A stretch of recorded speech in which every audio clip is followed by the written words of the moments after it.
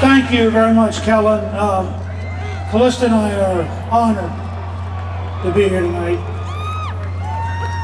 I want to revert to my role as a history teacher for a minute.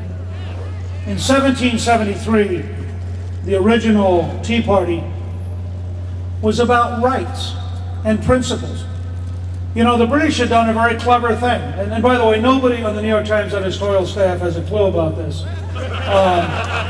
Because they're so ideologically bigoted, they can't afford to read history. But the British had done a very clever thing. They had worked out a deal with the East India Company where they would give them a monopoly on the price of tea. And tea was actually cheaper in 1773 with the tax than it was the year before. And the British in London thought, exactly like our liberal friends, well, these Americans, they don't care about principle, they're just greedy and stupid, and since we've lowered the price of tea, they don't have a grievance. Now, there were a small group of people like Kellen. Think of Kellen as sort of the Sam Adams of this period. These people you can find described in a British Department of Homeland Security analysis as very dangerous people. The analysis said they actually believe in freedom. They actually think the money they earn belongs to them. They actually think they have the right to question government. And they have a number of other subversive attitudes.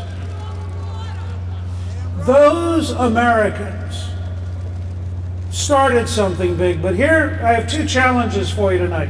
One immediate and one long-term.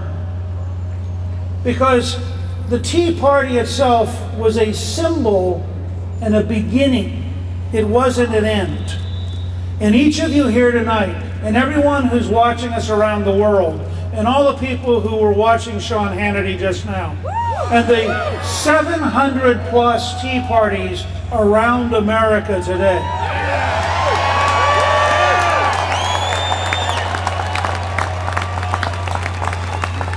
I hope we'll decide to do two things. The first is immediate and practical. Tell every person you know, email every friend you have, and tell them to contact their senators and their congressmen with a very simple message. Vote against the upcoming budget of big spending, big deficits, big bureaucracy, big politics, big taxes. Or before 2009 is over, we will find a candidate to oppose you, and we'll find them in the Democratic primary, we'll find them in the Republican primary, we'll find them wherever we have to.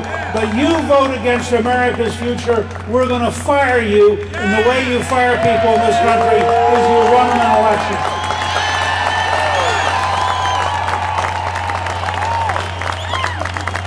There's a second part.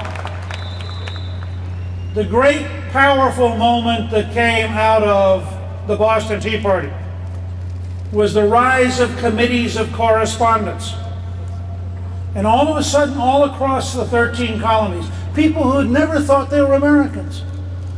They thought they were Englishmen who lived in New York or Massachusetts or Virginia or Georgia. They didn't think of themselves as Americans. Suddenly, as they began to write to each other, and they began to have meetings, they began to talk about their rights. And we need to think through, in the age of Facebook and YouTube and Twitter and all the different things that Kellen has been using to reach out, so that without all the power of the big networks, without all the power of the big unions, without all the power of the big rich, here is a small business person founding his own company who manages to arouse and communicate with thousands and thousands of people, because we have it within our power today to organize across the country through this kind of information technology. And here's what I wanted to just close with, and I want you to think about how serious this is. Every one of you and every American has been endowed by their Creator with certain inalienable rights. among which are life, liberty, and the pursuit of happiness. And that means, literally, unlike any other country in human history, we believe in our founding document, and Callista and I showed it in a movie called Rediscovering God in America, so we could have an argument with our friends on the left based on fact. Not theory, not ideology, fact.